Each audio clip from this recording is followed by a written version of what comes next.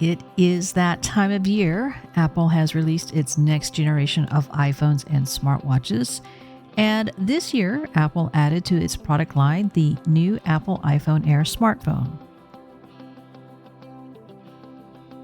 And although we are impressed with Apple's ability to design one of the slimmest smartphones on the market, what is most interesting to us are the Apple chipsets inside the iPhone Air.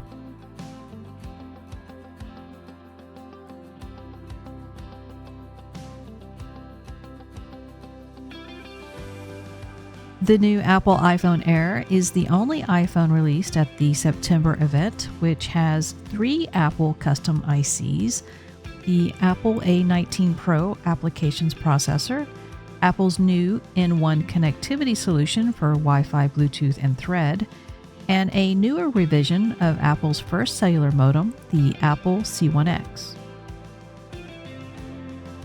Like every Apple season since the first iPhone, TechInsights will have continuous updates from the teams of analysts of their thoughts and what they are finding in the new iPhone 17, iPhone Air, and the 5G-enabled Apple Watch 11 series. Registered users can follow along with all of the activities on the TechInsights platform.